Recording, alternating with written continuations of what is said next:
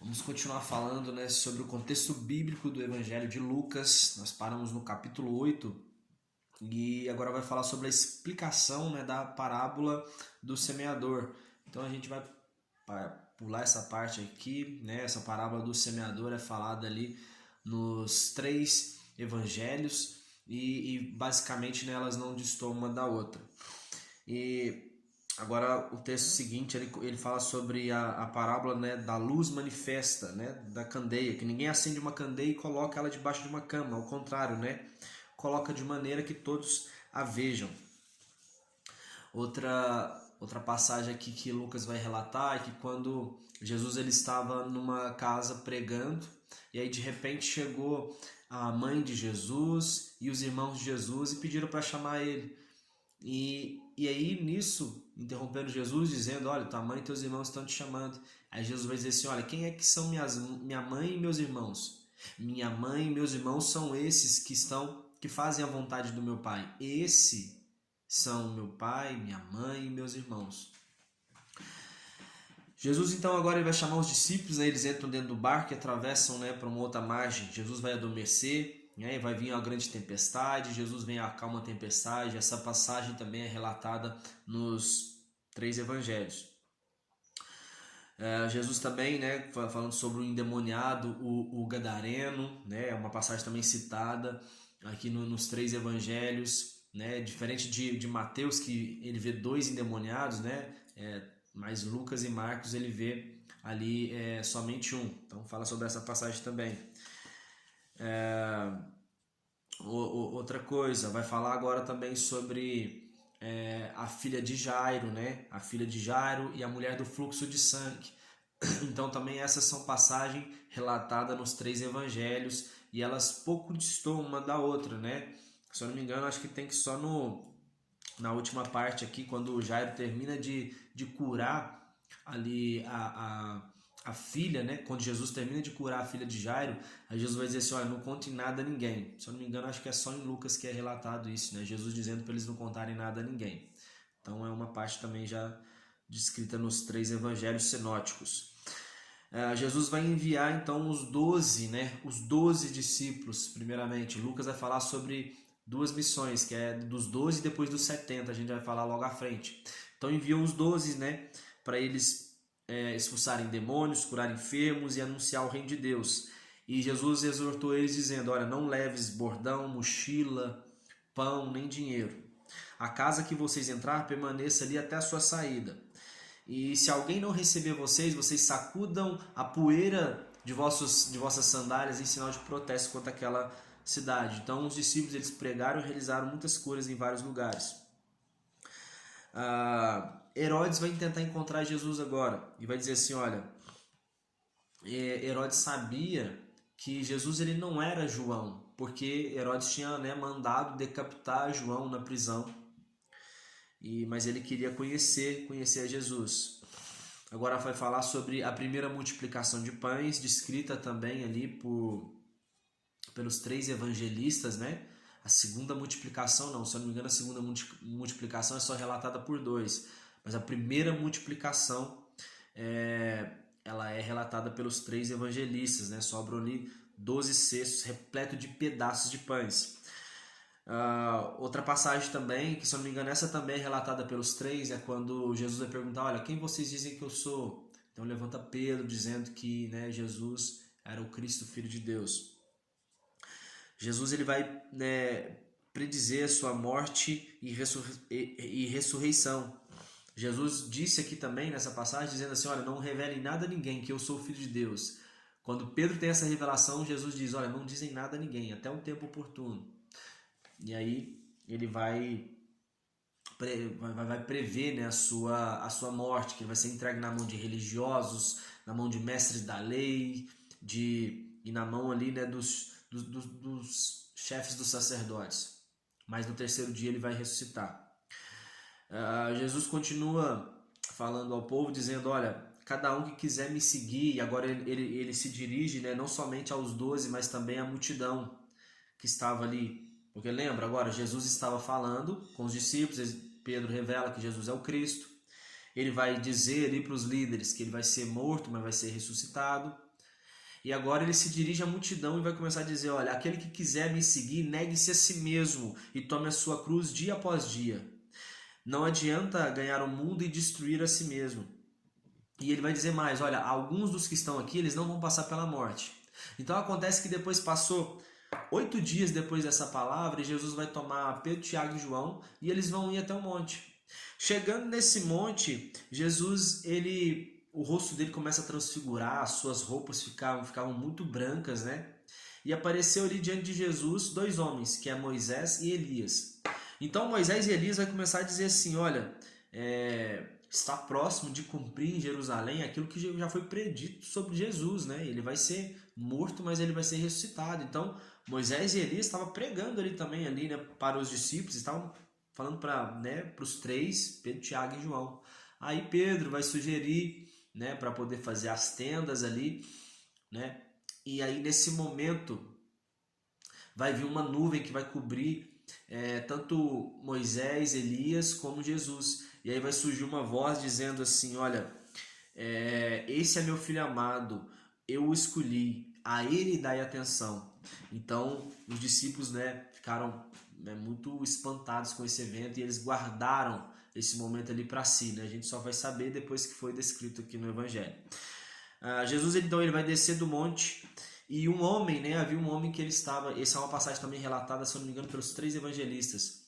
Quando eles descem ali do monte, aí vai ter um homem que um filho estava endemoniado, né?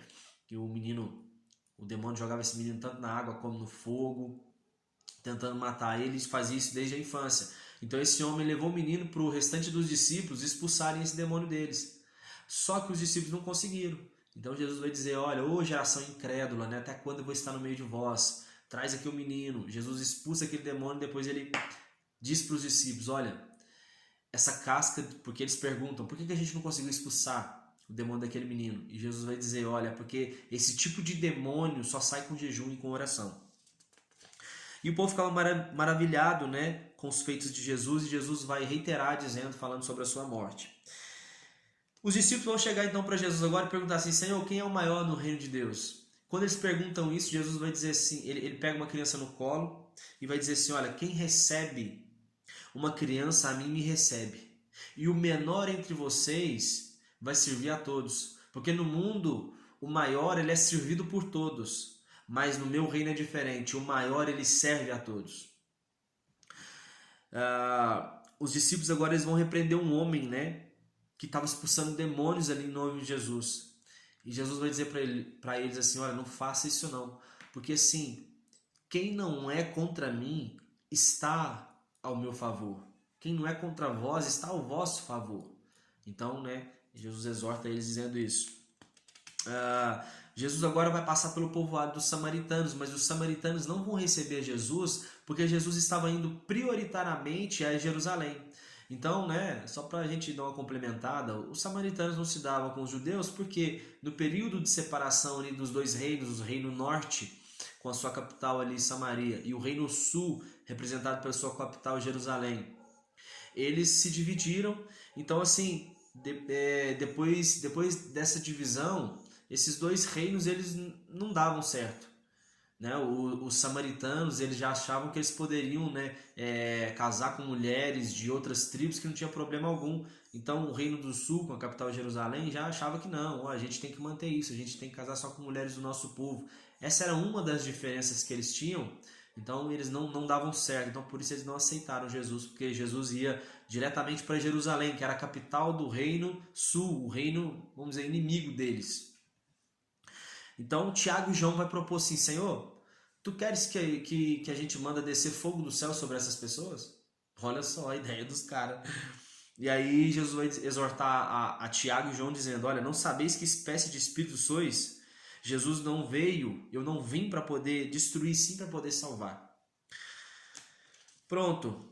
Agora uma pessoa vai chegar e dizer para Jesus o seguinte, olha, mestre, eu vou te seguir por onde quer que você andar. E aí Jesus vai dizer assim, olha, as raposas elas têm seus ninhos, né? As raposas têm suas tocas, as aves têm seus ninhos, mas o filho do homem não tem onde repousar a cabeça. Então essa resposta fica vaga ali no ar, já não sabe qual foi a reação desse discípulo. Então Jesus agora ele vai fazer um convite. Agora Jesus está fazendo um convite a um outro discípulo. E aí esse discípulo vai dizer o seguinte, olha, Jesus, permita primeiro eu ir sepultar meu pai. Aí Jesus diz, olha, deixa os mortos sepultarem os seus mortos. Aí outro vai dizer assim, olha, Senhor, eu vou te seguir para onde quer que você for, mas antes deixa eu primeiro despedir dos meus familiares. E aí Jesus vai dizer assim, olha, ninguém que coloca a mão no arado e depois fica contemplando das coisas que deixou, é apto para entrar no reino de Deus. E essas respostas de Jesus, esses diálogos, eles ficam no ar, né? A gente não sabe se realmente, depois disso, eles começaram a seguir Jesus ou não. Aí agora que a gente falou da missão dos 70, né? Jesus vai enviar de 2 a 2 aqui os discípulos para cidades que Jesus estava prestes a visitar. E Jesus vai dizer assim, olha, a seara é grande, mas poucos são os trabalhadores, né? Roga ao dono da seara que ele mande mais trabalhadores. E Jesus vai dizer para os 70, olha, ninguém saudeis longamente pelo caminho, né? Dê a paz. Se a paz não repousar sobre aquela pessoa, então a paz volta para vocês. Cure os doentes e proclame o reino, que o reino está à disposição do povo. E aquela pessoa que não receber, sacuda a poeira dos pés em sinal de protesto contra aquela cidade. E Jesus agora vai falar os ais, né, contra as cidades, contra Corazim, Betsaida e Cafarnaum, porque nessas cidades foram feitos vários milagres, né, mas essas cidades não acreditaram em Jesus. Então ele vai dizer, olha, vai haver muito mais misericórdia para cidades como a cidade de Jonas, de Nínive, do que para essa cidade, porque eles se arrependeram, né, e não foram feitos sinais naquela cidade. Então, assim, é uma exortação contra essas cidades que viram muitos milagres, mas não se arrependeram. Os 70 voltam da missão dizendo assim, olha, Senhor, os demônios se submetem a nós, a gente curou enfermos, né? Olha que coisa boa, Senhor. E aí Jesus vai dizer para eles, olha, eu vi Satanás caindo do céu como um relâmpago, né? Sabe, não fiquem tão alegres somente com isso, porque os demônios se submetem a vocês, porque vocês curam doentes, mas fiquem alegres quando o nome de vocês estiverem escritos no livro da vida.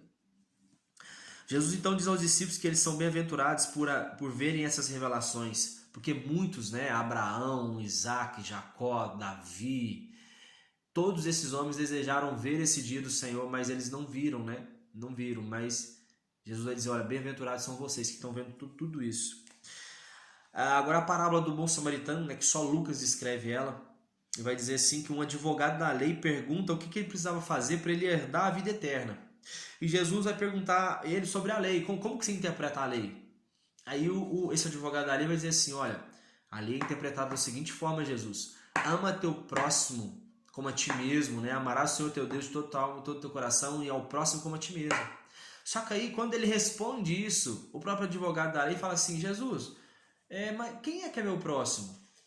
Então Jesus vai contar a parábola do bom samaritano. Ele vai dizer assim, olha, tem um homem que estava descendo ali de Jerusalém.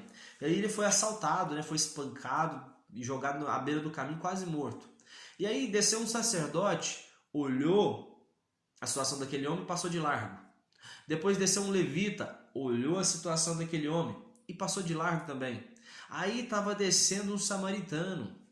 E esse samaritano pegou aquele homem, né, deitou vinho ali vinho e óleo, né, sobre as feridas daquele homem, colocou no seu animal e levou para uma hospedaria. E deixou aquele homem aos cuidados ali, né, e disse assim, olha, se esse homem gastar mais alguma coisa, eu vou dar um dinheiro aqui. Se precisar, né, de mais dinheiro ainda para cobrir os gastos dele, eu vou voltar aqui e vou pagar o restante. E aí Jesus pergunta, olha, quem foi o próximo desse homem? Então aí, realmente aquele advogado da lei entende quem é o próximo dele. O próximo é aquela pessoa que está necessitada, que precisa de ajuda, independente de quem ela for. Outra passagem também, né, de Marta e Maria, que somente é descrita aqui no livro de Lucas, no Evangelho de Lucas, né, vai dizer que Marta, uma mulher, Marta recebeu Jesus em casa. E aí ela tinha uma irmã, e quando Jesus entrou dentro da casa, Jesus começou a ensinar. E aí, Marta estava fazendo as preparações ali para Jesus, né? A Bíblia não dá detalhes, mas eu creio que ela estava preparando uma comida, um café para Jesus.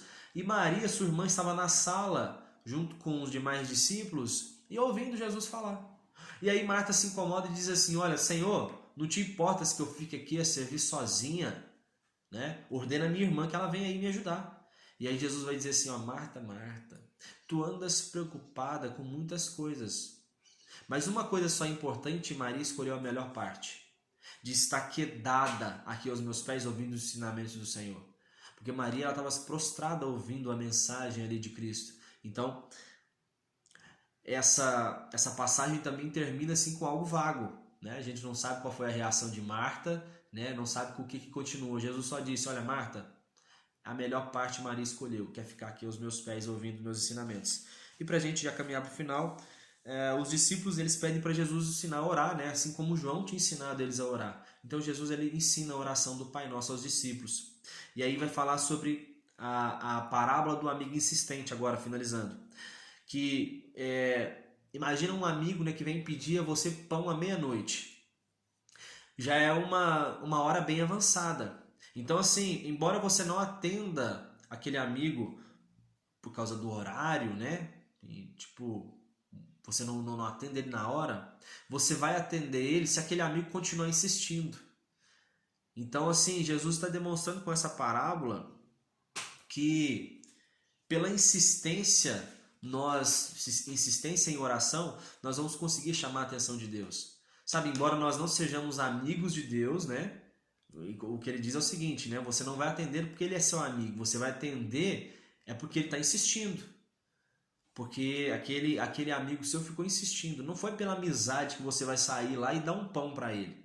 É porque, assim, olha, para ele ir embora, para ele deixar de me incomodar, eu vou e dar o pão para ele, pela insistência. Então, dessa mesma forma, nós temos que insistir com Deus, né, nos nossos anseios. E é claro, se estiver de acordo com aquilo que Deus, né, quer dar pra gente, porque você não vai pedir, tipo assim, eu quero a morte dessa pessoa. Eu creio que você pode pedir isso a vida inteira, que Deus não vai conceder, né? Mas são pedidos realmente ali que tem a ver com os princípios do Senhor. Amém? E assim nós terminamos essa parte e já já a gente volta para a quarta parte do Evangelho de São Lucas.